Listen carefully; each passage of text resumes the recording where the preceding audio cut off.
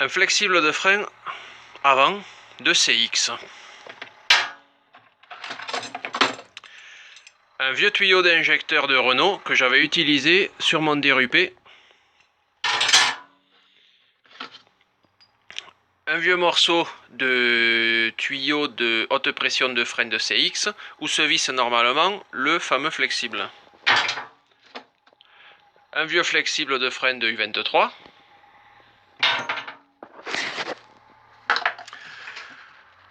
Un conjoncteur disjoncteur de GS. Pas en super état évidemment. Un tuyau de pompe haute pression de CX. Un faisceau de tube d'injecteur de CX. Bon, normalement ça nous servira pas, mais on sait jamais. Une pompe hydraulique monopiston de CX sans direction assistée, quoi, sans dire à vie pour ceux qui connaissent. Et le deuxième tuyau d'injecteur de dérupé que j'avais utilisé comme je vous disais. Alors, sur ces deux derniers tuyaux d'injecteur de dérupé, il y a quelque chose de génial et c'est la clé du truc, c'est que l'embout est compatible avec les embouts pompe d'injection Lavalette et les embouts injecteurs Perkins. Je l'ai testé ce matin sur le U23. Et il y a quelque chose de rigolo, c'est que l'embout de ce flexible de frein de CX, il est également compatible avec l'embout vissé de ces tubes d'injecteur. Donc je sais pas si vous voyez le truc, mais on va pouvoir faire quelque chose avec tout ça. Je rajoute à cet inventaire à la Prévert une vieille sphère de, je sais même plus quoi, peut-être de Xantia, qui a été débarrassée de son amortisseur, qui a un trou ici qui est pas trop grand, et ça va nous intéresser, et qui est déjà vidé. Voilà quelques heures plus tard, un support métallique, plutôt costaud, à visser sur une planche en bois, qui recueille la pompe monopiston de CX avec son arrivée basse pression, sa sortie haute pression, et l'ensemble étant actionné comme ça. Voici l'installation terminée, un peu tarabiscotée, mais vous allez voir, en fait c'est tout simple. On a dit donc la pompe monopiston de CX, un bras de levier qui appuie sur le galet, qui commande lui-même la pompe. Okay.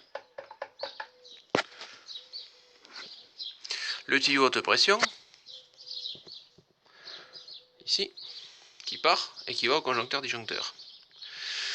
Une vis M9 par 125 que j'avais après des bricolages sur le C35, bouche avec un joint cuivre, la sortie qui va normalement au réseau de suspension et de frein de la GS. Ça c'est un conjoncteur disjoncteur de GS comme on l'a dit.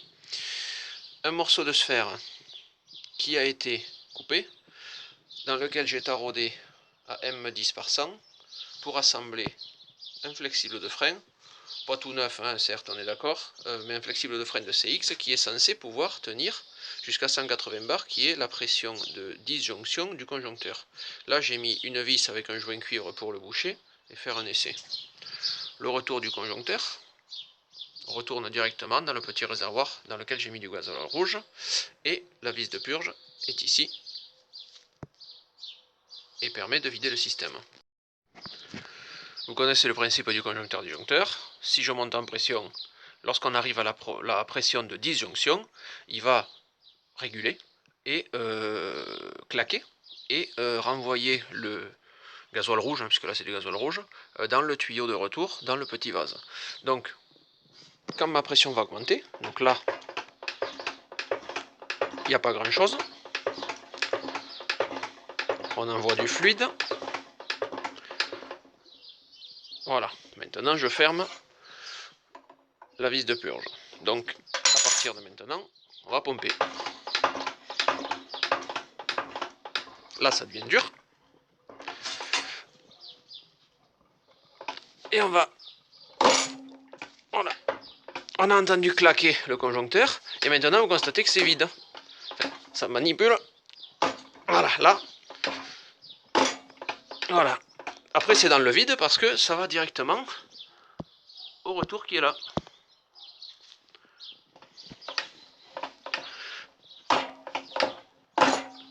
Voilà, on le voit couler. Donc tout simplement ça veut dire que ça marche. Si sur cet embout maintenant, au lieu d'avoir la vis qui ferme, je mets mon embout de tuyau d'injecteur, et que l'autre embout d'injecteur, je suis capable à le connecter soit à un injecteur de type Perkins comme on l'a, soit à l'embout d'injection sur la pompe lavalette, qu'est-ce qui va se passer? Je vais injecter du carburant sous pression jusqu'à la pression de disjonction du conjoncteur-disjoncteur qui est de 170 à 180 bars environ. Normalement, c'est supérieur à la pression de tarage des injecteurs, donc supérieur à la pression d'injection du système. Ça devrait permettre de décoller les pistons au moins un petit peu. Une fois qu'ils seront décollés un petit peu, plusieurs possibilités, soit je finis de les repousser avec un petit chasse-goupille, soit je fais tourner le moteur, il remonte, je les repousse, je les fais remonter avec un coup de démarreur, je les repousse, etc. jusqu'à ce que ça reprenne son fonctionnement normal, et ça sera toujours lubrifié sous pression avec du gasoil qui s'immiscera dans tous les interstices possibles et qui minimisera donc les éventuels dégâts dus au collage ou au gommage des pistons dans leur chemise.